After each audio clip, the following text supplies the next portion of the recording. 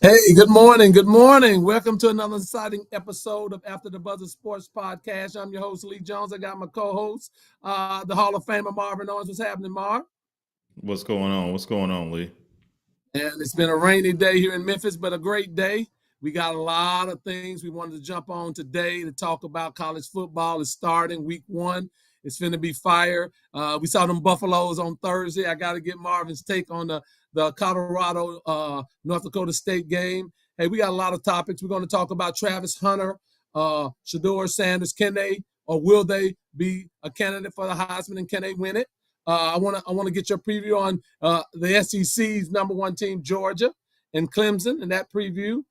Texas A&M and Notre Dame. I want to get the preview on that, Marv, and then LSU and USC. And I want to ask you if Lincoln Riley is on the hot seat at USC, because there is talk that without Caleb Williams, this might be a down year at UFC. So I definitely want to do that. Hey, all of you watching, please like and subscribe to ISF Productions, as well as After the Buzzer Sports Podcast with Lee and Marvin. We want you on both of those sites. This is how we do it. Please do that. Like, subscribe, and comment. And we definitely want you to comment on the show. Marv, let's talk about it, man.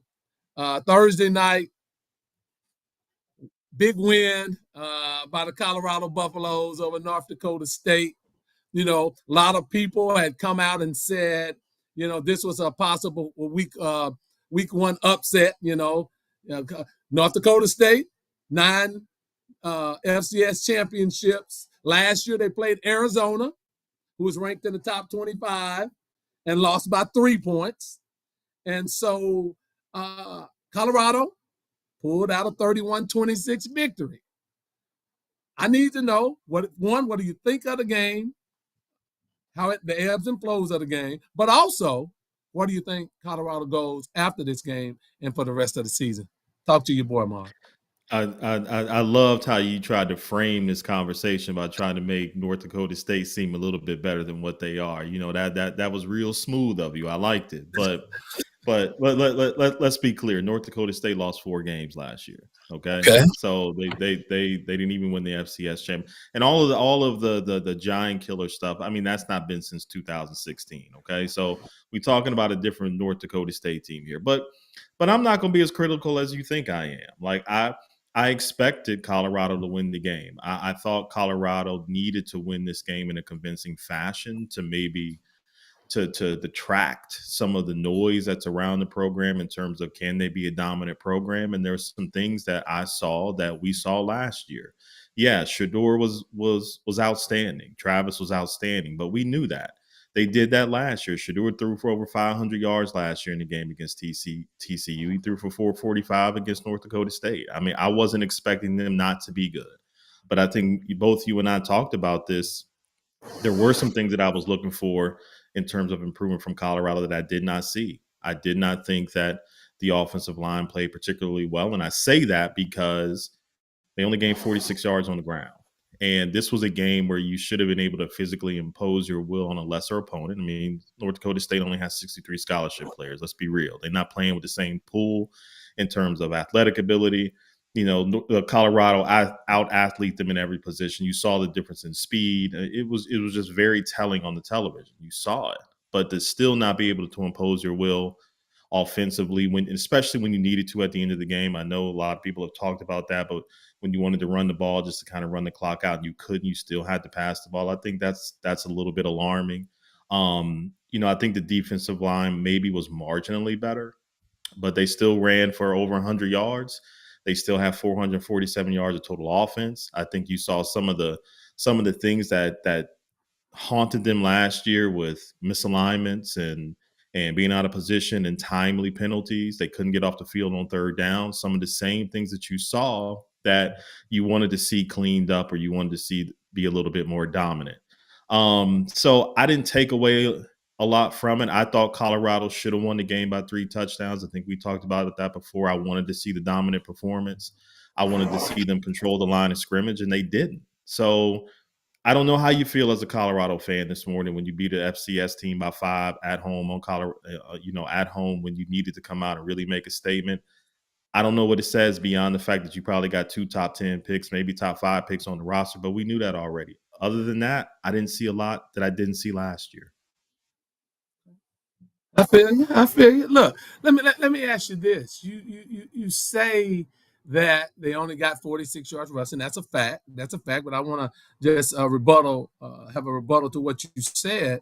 If a team is stacking the box against you, Mark, and because we know this to be a fact, if I want to stop you from running, I can stop you from running. I mean, I can.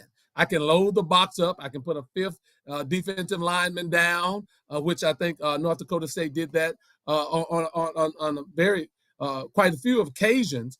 So I can stop you from running the football, but it's about winning the game. So they had 445 yards passing. So you take what they give you, and they took what they gave them and won the football game. So, question: if how many attempts did they have? They didn't have a lot of attempts at running. They tried to run. I mean, the average was low. I'll give you that. But I can stop you from running if I want to stop you. Now, I'm saying that. I'm not saying that to say that they don't need to improve on the offensive line as far as running the football. But what I'm saying is, when you throw for 445 yards and you win the football game and you were virtually unstoppable in the passing game, I think you just adjusted to what they were offering you during the course of the game. So do you feel, Marv, that that's fair? Because I can stop you from running the football if I want to stop you.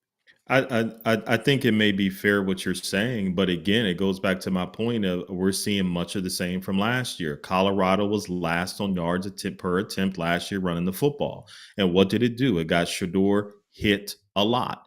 Shedeur only took 1 sack, but that's because he's really good at manipulating the pocket. He's really good back there getting the ball out when he needs to get it out, but he still took a lot of hits, right? And that's the thing that you want to avoid. They had 16 carries for 42 yards, Lee. And teams are built on imposing their will. You can stack the box, but there are still teams that will say, I'm still going to run the ball at you. And all I've heard all off season was about this revamped offensive line and how good they were going to be. And we were going to be very, very controlled and measured. And we were going to be, very methodical about how we ran this offense to protect Shedeur. And I saw much of the same. And you had to throw it to close this game out because you could not run the football. And of course they were going to have that many yards passing. The speed difference was astronomical out there. I mean, the North Dakota State couldn't stick with those receivers. They might have one of the top 5 receiving rooms in the country. So of course they were going to throw the football, but it doesn't bode well as you get further in the season when you have to get first downs, when you are playing against much tougher defensive fronts that are going to continuously hit Shedeur. It's not a recipe for success, just like it wasn't last year. And all I'm saying is I just saw a lot of the same of what I saw last year, and I don't think it equates to 6, 7, 8 wins because that schedule is not easy that they have this year. Look, I'll say this, and this is why I come off with. I saw improvement. I saw improvement on both lines Thursday, right? The offensive line, pass protect, much better than last year. Hell, Shedeur used to drop back in 2.5 seconds. He was on the ground. So much better in pass protect. I give you running the football. They have to run the football better, and they have to block better for the running backs. I don't like Offerdahl as the starter. I don't see why he's in there. He's smallish. He doesn't break tackles. I don't like him. I like the Hayden kid, and I want to see the Welch kid, the true freshman back there. He's more physical, and that's what they need. But I saw improvement. They protected well. Now, I'm not going to say they're a finished product yet, but I saw the improvement that I needed to see on both sides. We talk about North Dakota, the defensive front, Marv, the first half, and you made a great point that they were out of place and missed a lot of assignments. They were just stacking the receivers, right? Little rubs off the line of scrimmage, and the players didn't adjust. It wasn't a scheme. The players didn't adjust. So I blame that on the players. But the great thing, and the reason I say I'm very optimistic, they came out in the second half, they cleaned that up. They stopped North Dakota State's run. They stopped them 3 straight series, and they totally dominated the second half from a defensive perspective, right? North Dakota State only had 99 yards of total offense in the second half up until the drive right before they threw the Hail Mary because they went into the prevent defense. So I saw a lot of positives in the front four. Bentley is a star, the middle linebacker. And so it gives me more positive vibes about Colorado going first. Other thing I'll ask you, Marv, what defense in the Big 12 scares you? What great player, great pass rushers are there in the Big 12? So literally, Money. every game is going to be a shootout, and the teams that has the best offense, as always in the Big 12, are going to win. Now, you have to stop somebody, but the teams with the best offense in the Big 12 win the ball. Utah is very good defensively up front. Kansas State is very good defensively up front. Kansas, I know a lot of people don't want to talk about this, but Kansas is very good defensively up front. That's why they were so much better last year. So we can talk about that, but I guess, Colorado fans have to take something out of winning by 5 at home against an FCS opponent that you're better than in every position.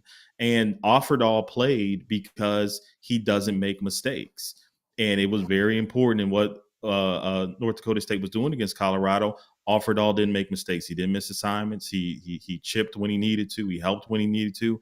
And you got to have people back there that you can trust. So Hayden, there's a reason why he left Ohio State, and I think you saw it. Like, he's not that good. Okay, he's a better running back than Offerdahl. You could see it. Yeah, but if you can't get any push on the offensive line, they could have Earl Campbell back there. It doesn't really matter if your offensive lineman can't get any run.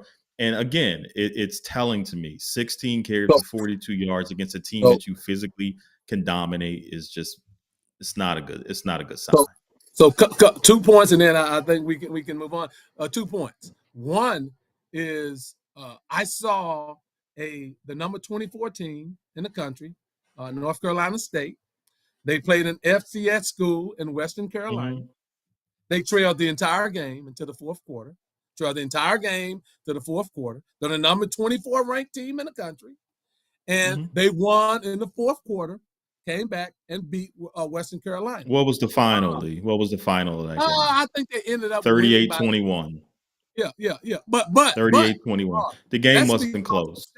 That's because things were made. They were losing in the fourth quarter to Western Carolina. 38-21, Lee. Okay, North Carolina State made a whole bunch of okay, if that's the game you want to use.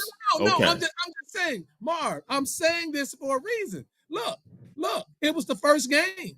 And if the number 24 ranked team is trailing an FCS team in the fourth quarter and had to come back and win, remember, Colorado was up 11 with 2 minutes and 20 seconds left. So if Western Carolina is leading number 24 NC State, why do we have to bury Colorado and throw the dirt on them? Because I didn't bury Colorado. Dominated in the second half very similarly. I didn't bury Colorado. Last point I'll make is what do everyone says that the improvement from game 1 to game 2 in football, you see the most improvement of all. Let's see what happens at Nebraska next week. And if they can run the football, and if the defense plays better. And if there's a trend, Marv, that they can't get that done, we'll say, okay, that may become a problem. But I like the fact that in the second half of the game, Colorado came out, took over the game, and won the football game. I'll let you have the last word.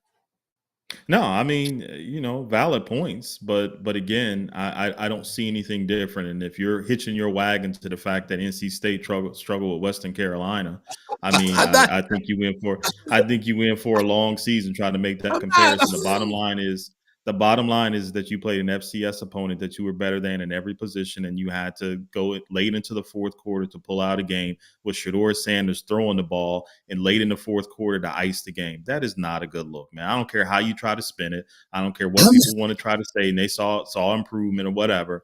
It still is much of the same. Much of the same. So you got all of that. You got all of that after 1 week, one game that is much of the same. It was a carryover from what their bugaboo was last year. It was just a carryover. I think much better against the run in the very well against the run in the second half. And last season, towards the middle, well, after the fourth game, Shedeur was getting sacked 3, 4, 5 times a game. So I just can't see him, Marv. But we're gonna move on. Hey, please, y'all, please like, subscribe. Please subscribe to our new channel, After the Buzzers with Lee and Marv. We need that. And also, please subscribe to ISF Productions. We need y'all guys to go ahead and blow those subscriptions up. Marv, sticking with Colorado in the game, Shedeur Sanders and Travis Hunter. I've made the contention that Shedeur is the best quarterback in college football. We saw Travis Hunter play on Saturday. He played 116 snaps, I believe, out of a possible 119. I will say he's the best football player in America, bar none. Just bar none. Just from what he can do, he may be the best cornerback and the best receiver in the country. Is it any way that he or Shedeur will win the Heisman Trophy this year? Yeah. I think there's only one player on Colorado that can win the Heisman Trophy, though, and that's Travis Hunter. And I say that for a couple of reasons, because I think it's hard-pressed for me to say that Colorado will have less than 4 losses. They've got to go 8-4, 9-3 for Shedeur to even be in the conversation as a quarterback. Just because you got the Gabriel from Oregon, you got Beck from Georgia, you know, they're going to have a much more balanced attack, and it's going to be hard pressed for me to see Shedeur winning it no matter what he puts up. And I think the season's going to get tough for Shedeur because, again, we'll go back to last. I see much of the same. But Travis, there's some precedent here for him, and I agree with you, Lee. I don't think it's even close. I think he's the best. He's the best football player in college football. I don't even think it's close, man. The kid is phenomenal. To watch what he does on a daily, on every Saturday is crazy. But there's precedence here. You got Charles Woodson back in 1997, right? You look for about that 7 interception threshold for a defensive player. Charles Woodson had 7 interceptions in 1997. And I think he had 11 receptions, 4 touchdowns, somewhere around there. And just the difference that he made in terms of what he did for that football team. You know, if you think about Travis last year, he had 4 interceptions and he missed, I think, 3 or 4 games towards the end of the year with a lacerated kidney. He easily could have matched that 7 interceptions. And if you juxtapose 1,000 receiving yards with maybe 7 to 10 touchdowns on the offensive side of the ball, I don't care if they lose 7 or 8 games. For somebody to be able to have close to 7 interceptions, which he can easily do, and close to and over 1,000 receiving yards with 10 touchdowns, hell, he already got 3 after the first game.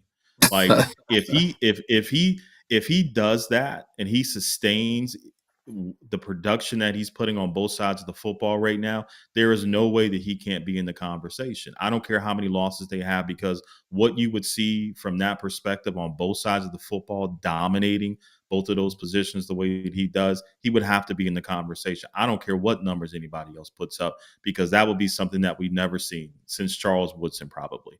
But it's hard for Heisman finalists to win with if you got more than 3 or 4 losses. The precedent's just kind of been set with that. And it's hard pressed for me to see Colorado not having that many losses this year. So for me, Travis is really the only person that has a chance to win the Heisman, and he is definitely the best player in college football. I like all of your points on Travis Hunter. He's gonna, if he stays healthy, he's gonna get injured. He'll have over 1,000 yards easy. He'll have probably 10 plus touchdowns. He don't have to get 3 or 4 interceptions this year. If he gets 3 or 4 interceptions, he's fine.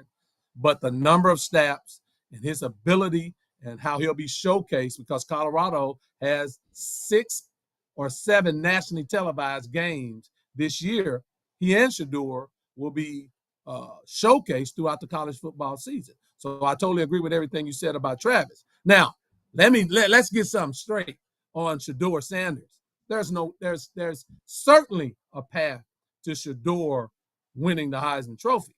They have to win 7 games, Mark. If they go 7-5, Shedeur Sanders probably will get. I tell you what, every game he'll have over 350 yards passing in every game. He'll have some other games that he's going to throw for 400 yards. Remember, Steve McNair, he didn't win the Heisman.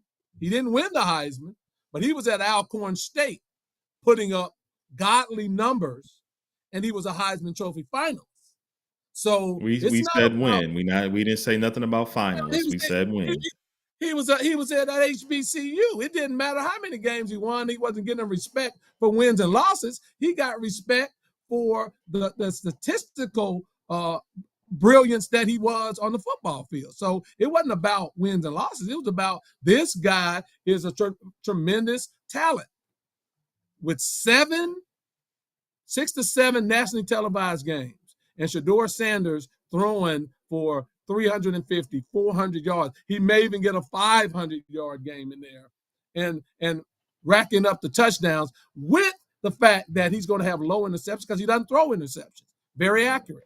I think there's certainly a path for Shedeur Sanders to be the Heisman Trophy winner. Who's a better quarterback than him in college football, Mark? I'm not saying there is a better quarterback in college football. And he'll be in the conversation. He'll be in the conversation all year. But the quarterbacks are judged differently. Name me the last quarterback that won a Heisman Trophy with more than 3 losses. Well, Jaden Daniels lost 3 games. There hasn't been. So he won't be in the conversation. He can be in the conversation, but he won't win the Heisman if Colorado and he's at the quarterback position loses more than 3 football games. That is the way that it works with quarterbacks in the Heisman Trophy voting, the way that they see them in a leadership position. He put up glorified numbers last year. I mean, his numbers last year were insane. So it now it becomes, can you make the next step? Now can it become, can you win football games? Not go 4-8, not go 5-7. Like, can you win football games? And without the things that we talk about, that's going to make it a little bit easier for Shedeur, like the running game and some of the things that we saw rear its head. And he lost steam last year because that stuff just takes its toll on you, man. And if he loses more than 3 games, I don't care what kind of stats he puts up. He's not going to win the Heisman at the quarterback position. LSU was never recognized or viewed as a great team last year, Mark. They lost 3 games. Yeah. And so theoretically, there were better players in the country from a leadership record-wise than Jaden Daniels. But he won it. His gaudy numbers and his performance stood out. That's what I'm saying about Shedeur. I'm going to catch up some people here. Normal Orange, I agree. I think Travis Hunter is the best player in college football. Nancy McCuistion, agreed with you on all your points about Shedeur. Trucker John, how the hell are you going to put him in the Heisman race? They played no one. They play someone this year, Trucker John. They play in the Big 12, and so you can put him in the Heisman Trophy. Great point, Trucker John. They play no one. They play a Big 12 schedule that will automatically get a team in the college football playoffs. I don't know what that point was because they're going to play a Big 12 schedule, and you have a Big 12 championship. So I disagree with that. Mark, there's not a team on Colorado's schedule that they can't beat. And there's not a team on Colorado's schedule that they can't lose to. That's the beauty of the Buffaloes this year, and that's the beauty of the Big 12. When people come out and they're going to say, well, they're only going to win 4 or 5 games, that's based off of what? That's not, there are no juggernauts in the Big 12. There's no great team in the Big 12. I agree with you. Utah, they played Utah last year. They lost by 7 points to Utah. As a matter of fact, of the 8 losses that Colorado had, 6 of them were a 1-score game. Yeah, And they played. Utah was playing with a third string quarterback It last year, doesn't Lee. matter Just who make they sure were you playing mention with. They that. played Utah. They lost by 7 Okay, points. I They mean, lost by it 7 points. matters. So they played Utah. They played Utah's team, and they lost by 7 points. So Without that the team, best quarterback that they with Cam Rising not playing, that matters, man. when Colorado played Utah, Shedeur Sanders didn't even play. They had And a stop at playing. So it equates. They lost by 7 points. My point is that of 8 losses, 6 of them, they were only blown out twice, Stanford and Oregon. 6 of them were they were 1-score games. Okay, so with that point, with you making that point about losing 6 games by a touchdown or less, what does that point to you?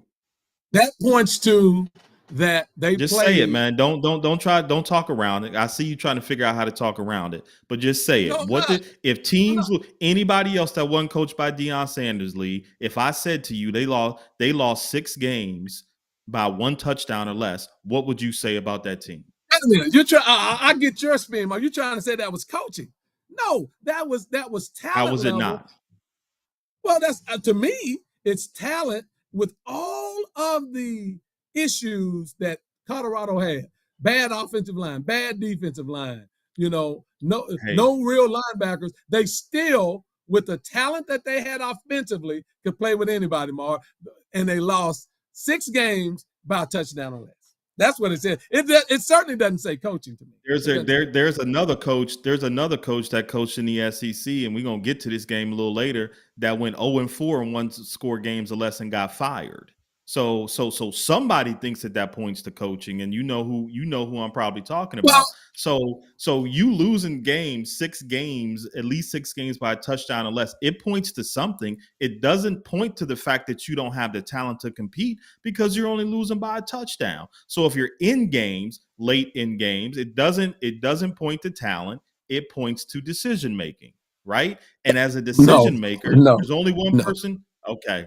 All right. Well, I guess we see things a little bit differently when it comes to that. There's only one person. If you're losing multiple games by a touchdown or less, that comes down to decision making. We all know that Shedeur is a great decision maker, correct? So we can't sit here and act like we didn't see Deion make a lot of mistakes last year as a head coach with timeouts, with time management, with clock management. There were several snafus that he had last year, and a coach in a major SEC team got fired because he went 0-4 in 1 touchdown games or less last year. And he got fired with about $100 million left on his contract. So let's not act like that's not a problem. What was the expectations on that coach, Marv? That's why the coach got fired. The expectation was what he made. His expectations was totally different from a 1-11 Colorado. Colorado was the worst team in football the year before Deion got there. Okay, Lee, but you're making my point for me. You're basically making my point for me then. So if they were a one-win team last year, the prior year, they come into next year, you have a coach that's saying he bringing Louis. He bringing all his talent. You can't act like he didn't say it, Lee. Okay, he said it. And then he's in basically every football game. You just said it. He only got blown out once.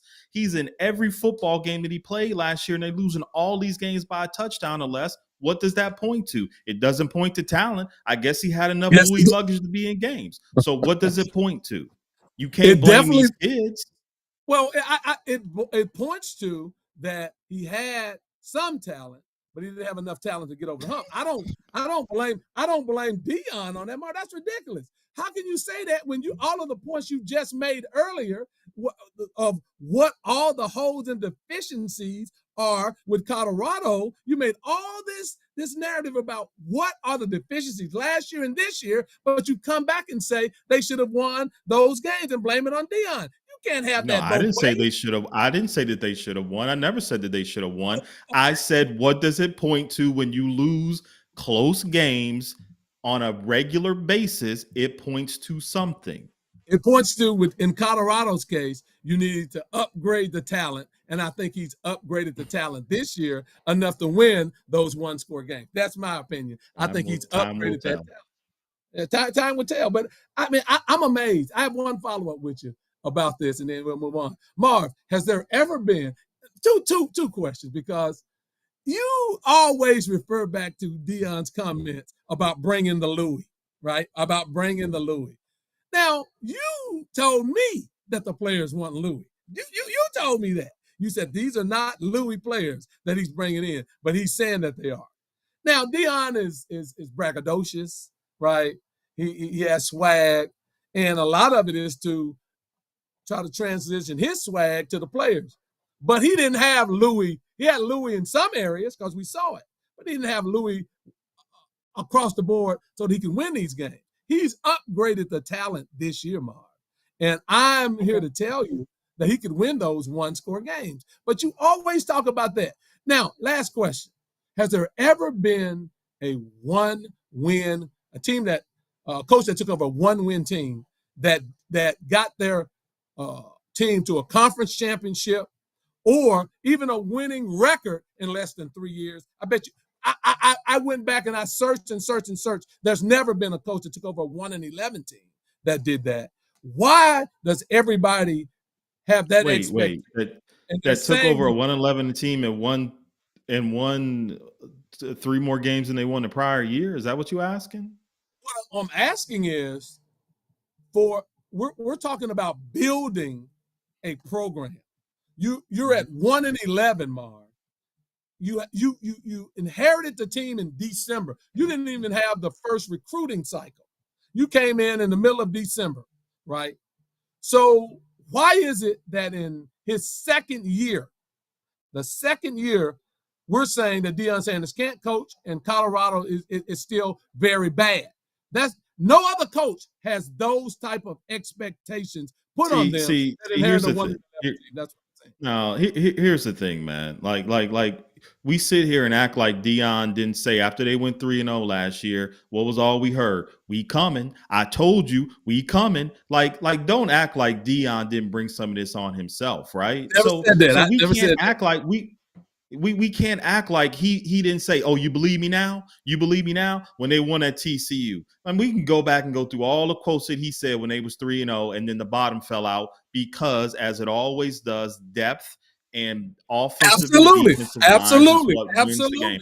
So what I said in terms of them playing North Dakota State is that I saw much of the same of what I saw last year. Really, really great skilled players, a lack of depth along the offensive and defensive line. That is what I saw. And if you cannot bully an FCS team and get 3 to 5 yards when you need it on the ground, then that is very telling to me. So, yeah, maybe a second game brings on some improvement. Maybe they have their run fits a little bit better. But to be able to physically dominate is a completely different thing, and that's a mindset. So, no, and I can name you Coach Mike Elko. He did a pretty good job at Duke, who's now the coach at Texas A&M. But he didn't take over one. The guy at Wake Forest did a pretty damn good job turning that team around. What's his name up at what's his name that beat Clemson all those times at Syracuse? Did a pretty good job of turning down a Don Trotton program. Dino Beavers didn't take there are cases. Worst team in the country. Well, if you take up the worst team in the country, give them 3 to 5 years to turn that thing around. Deion, in my estimation, he's ahead of schedule in turning that thing around. Yeah, sure. So we'll see. But a great time. 8 wins this year. I think 7 wins. Right? Mark me down for 7. Before you was 8-9. Well, I said 8-9. I reserve to come back down to 7. I won't move off of 7. I won't move off of 7. Okay. I think 7-5, a bowl. If he gets to 7-5 and go to a bowl, Marv, hell, write him a new check, tear up the contract, and give him a new contract at Colorado. Ms. McCuson, coaching. I mean, again, I don't see where coaching is any of an issue with the Colorado Buffaloes. I just don't see it. Marv, let's go to our next topic. Want to preview the Georgia-Clemson game today. Big games this weekend. Big games all over the college football slate. Georgia plays Clemson. I know you're down in the neck of the woods of Clemson, and you can give us an update on what's the talk around Clemson's program. Didn't bring in a lot of transfers. You know, Dabo, he says he's hyped about his team. He didn't need to bring in any transfers. He liked where he's at. They have Cade Klubnik. He did his thing last year. But what are your thoughts going in to play Georgia at the Georgia Dome or Mercedes-Benz? Do you think Clemson even have a chance against Georgia, or do you think this is going to be a blowout in favor of Georgia? I think it'll be a game for a quarter.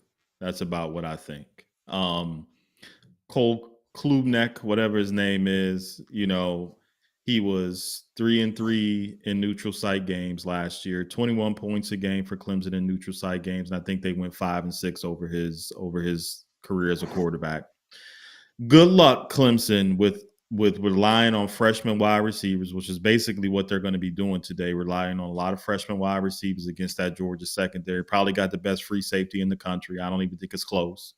That Georgia secondary is loaded.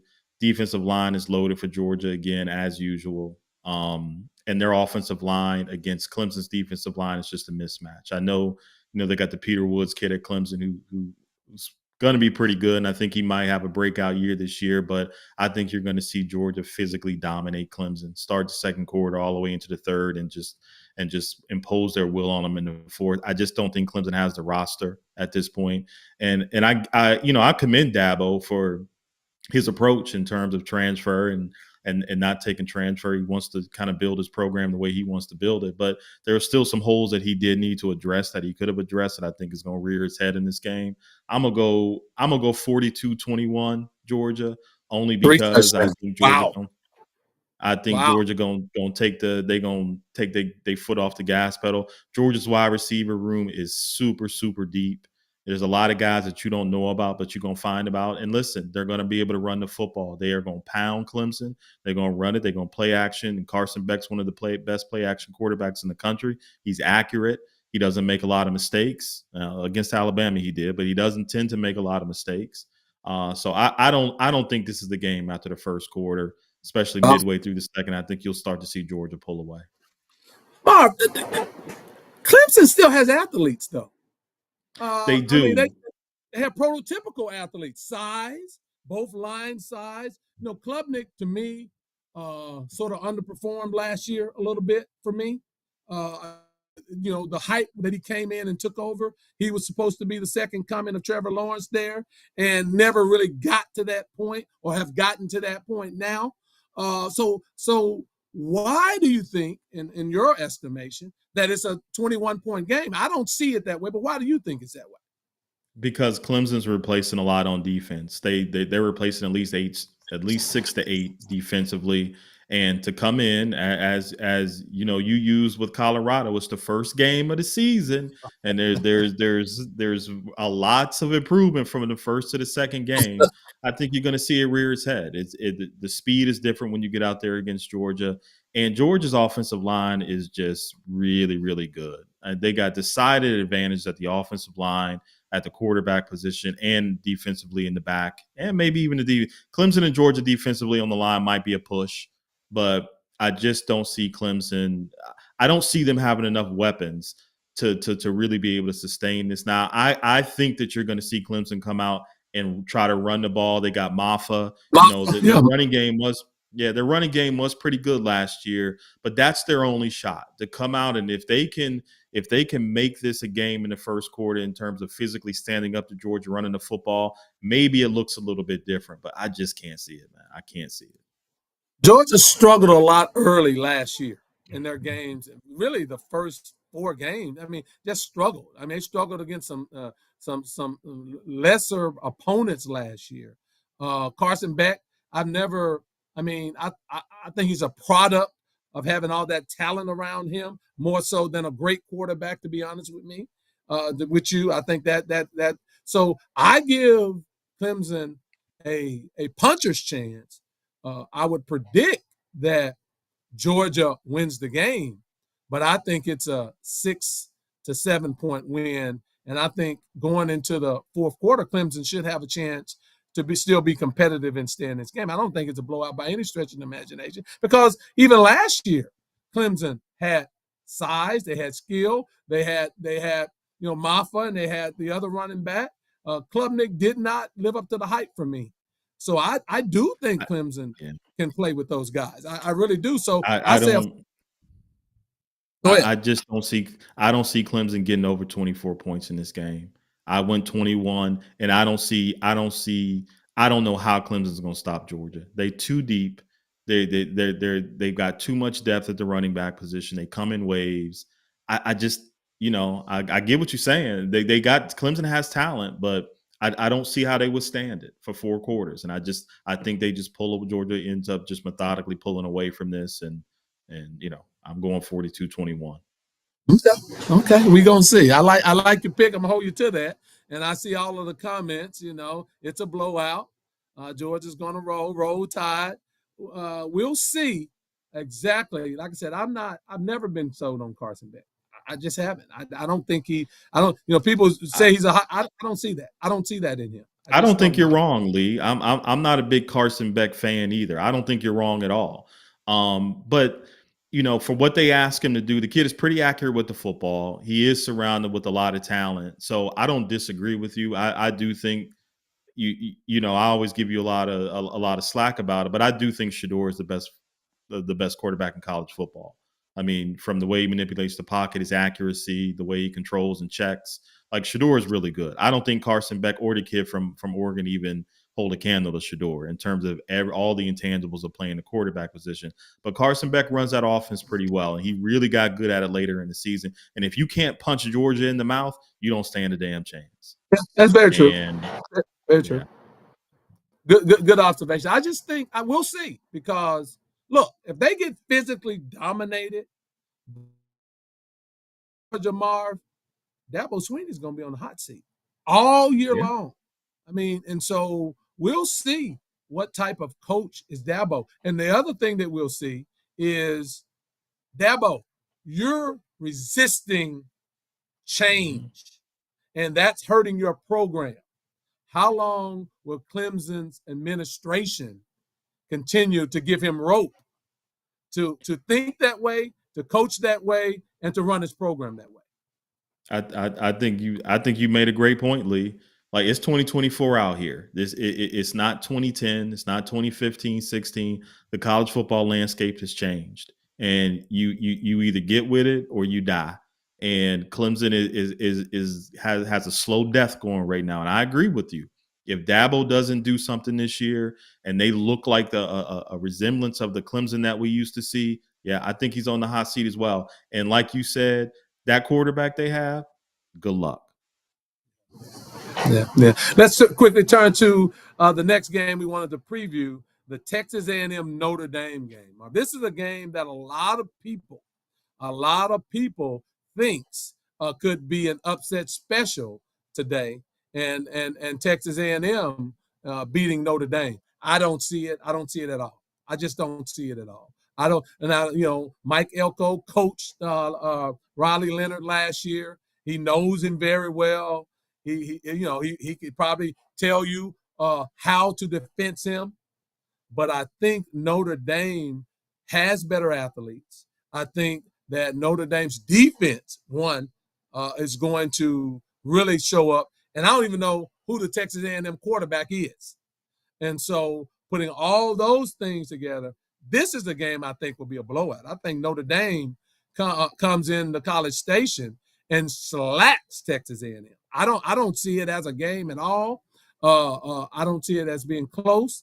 I like what Freeman has going on at Notre Dame. Now, Cal Field is a difficult place to play. Loud, 100,000 people in there, but I don't see it as a game at all. And I think Notre Dame is setting themselves up to have a good run into the college football playoff. What are your thoughts?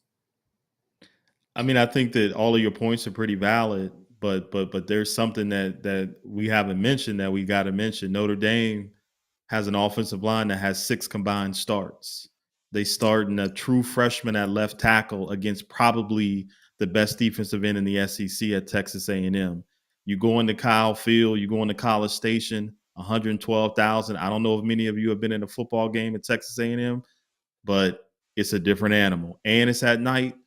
Look, I think Freeman is building something at Notre Dame, but that offensive line with 6 starts going into Kyle Field, your first game of the season. Riley Leonard's a good quarterback, but like you said, Elko is is the coach of Texas A&M. He knows his tendencies.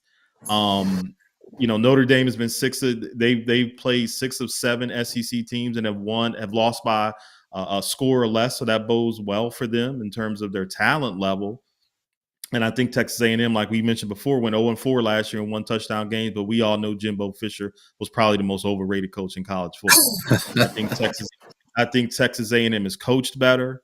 I think they'll be decidedly better, but I think that Kyle Field and that noise and the lack of experience around that Notre Dame, I think they're gonna make it a game.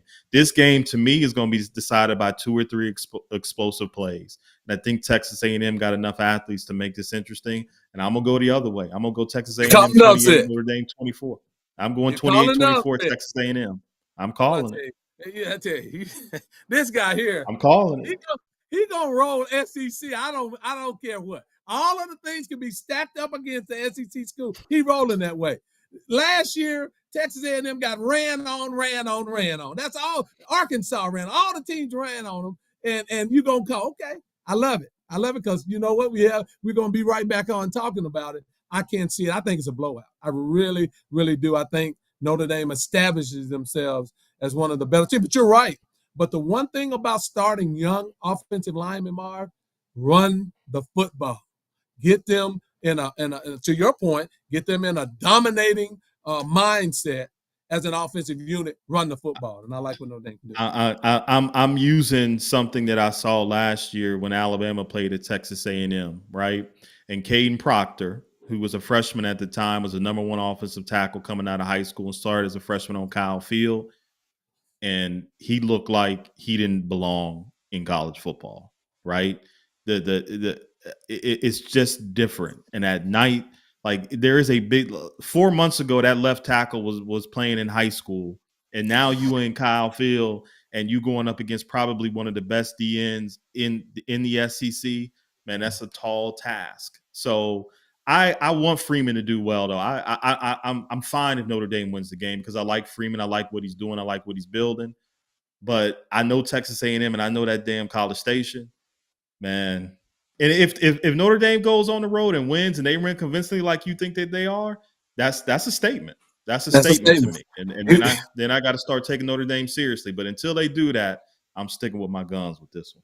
Yeah, you're going to stick with your SEC guns. That's what you're going to do. And by the way, Caden Proctor still needs work, and he still looked like he don't belong certain times on the offensive line. I just want to throw that out there.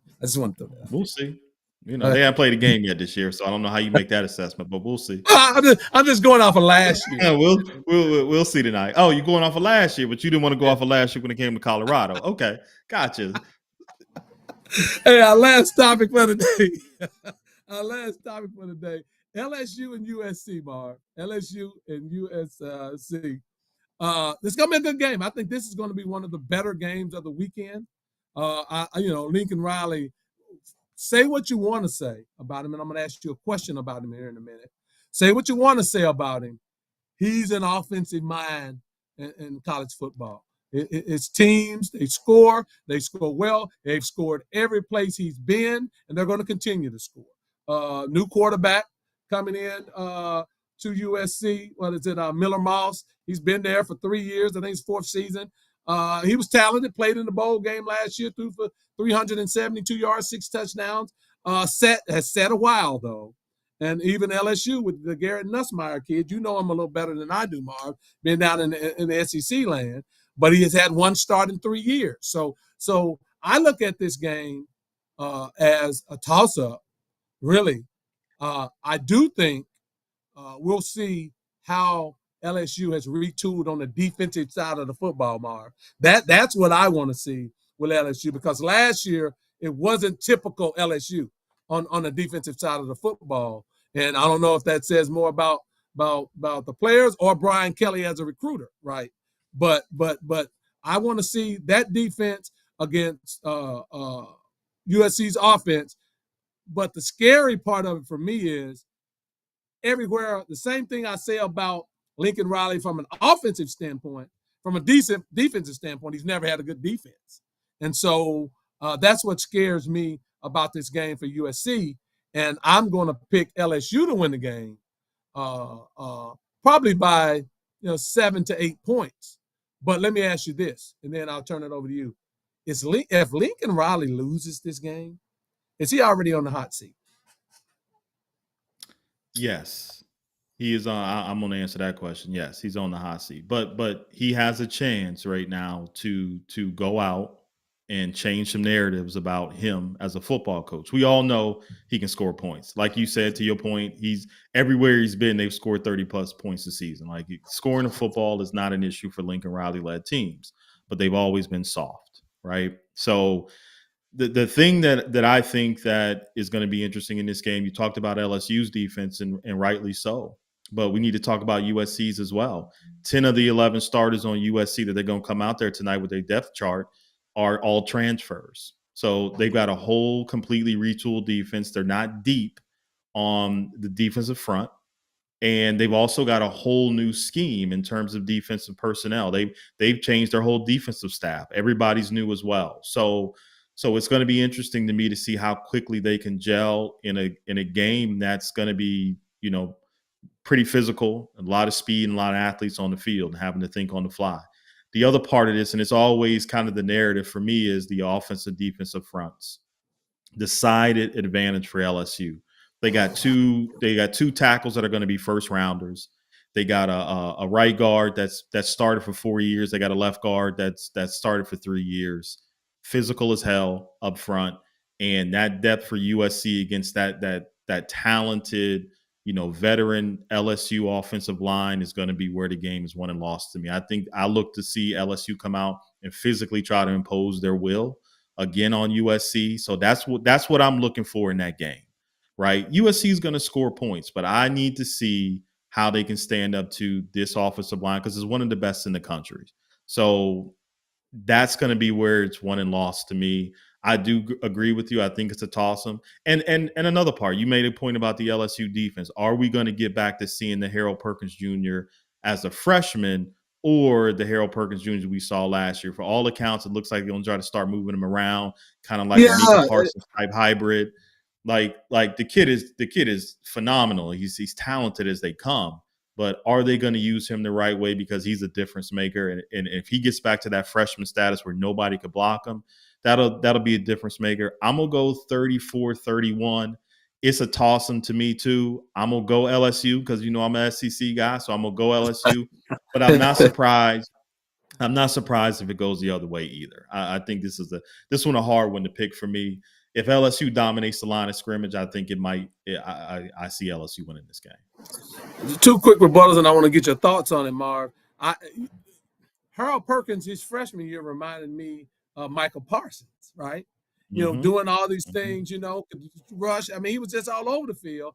I think they held him back more than he didn't play up to par. I don't know what they were doing last year. So that's my first thought about him. That's a talented kid and big time recruit. If LSU has all of that offensive line talent, why not dominating in the SEC? 2 starters, the guard. Why weren't they more dominant in the SEC? Because the SEC is deep. We all know that it's not necessarily what you start with. Depth plays a really, really major role, and there's no conference that's deeper on the defensive and offensive fronts than the SEC.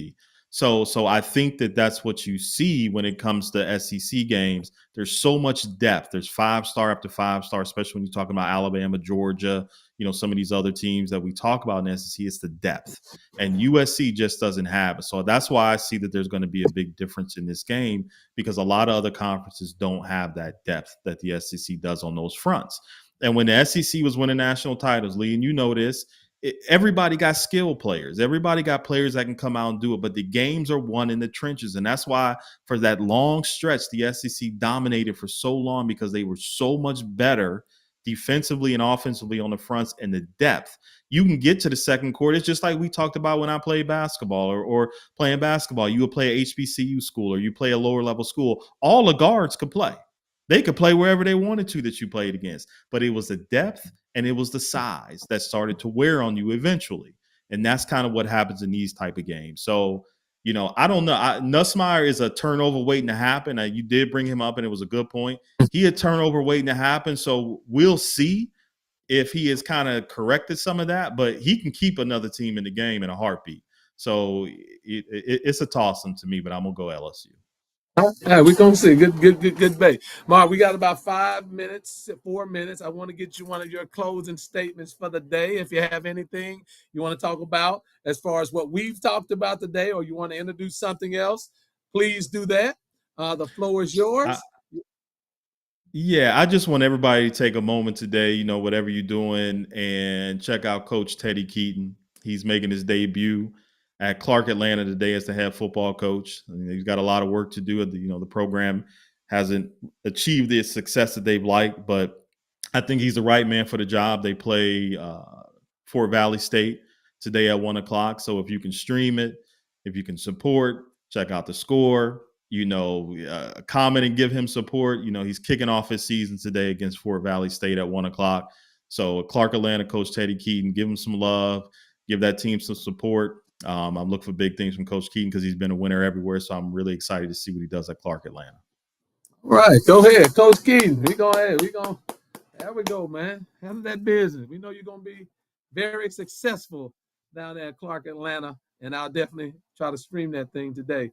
Mine, Marvin, I mentioned this to you a little bit earlier. Sean Keeler was on one of the ESPN shows. I don't want to mention the show's name, man. Forget that show. Be after the buzzers. But and he, in an interview, he made the comment that Deion Sanders, the whole program is ran off of fear. The players are afraid of him. The administration is afraid of him. The media is afraid of him. The faculty is afraid of him. And that's what the program is ran off of. And so, you know, I just wanted to challenge that because this year or last year, Colorado had the highest GPA for the football program in 25 years. You see all the energy around there. Merchandise sales are up. He's bringing $15 to $20 million of revenue into the economy every game that they play. And Rick George, the AD, absolutely loves him and speaks glowingly of him. What I want to say to Sean Keeler is you're having your 15 minutes of fame. You know, as the season progresses, you'll slowly fall out and your 15 minutes will fade away. Why don't you do this for me, Mr. Keeler? Why don't you do your job and stick to football? And whatever you see with football, that's fair game. Do it your way. Talk about football and call Colorado and Coach Prime out on anything related to that. All the personal attacks, hey, in this day and age, we don't buy that. We don't support that. And for that, as those said, I'm putting you on the jackass wall. So that's my final thoughts, Mark. Hey, and to piggyback that off that, Lee, I know we got to go real quick. Hey, Mr. Keeler, I mean, since you wanted to bring that out about Deion Sanders and the way he runs his program and it's fear-based, same things could have been said about Nick Saban in Alabama. Okay, so let's not act like this is something new, even if it is true. Nick Saban ran that thing like that every day for 17 years, and let's not act any differently. So make sure you call everybody out, not just the brother that you might have a problem with, okay? With that being said, we're going to end the show today, guys. Please, again, thank you for the ones that tuned in online. Thank you so much. Like, subscribe to ISF Productions. And also, After the Buzzers with Lee and Marv, we thank you guys. Please tell a friend about it. Tell them to subscribe to both pages. We appreciate you. We won't have a show tomorrow night, but we'll be back next Sunday. Thank you. I see all the roll tide, but I'll say go Bucks. All right.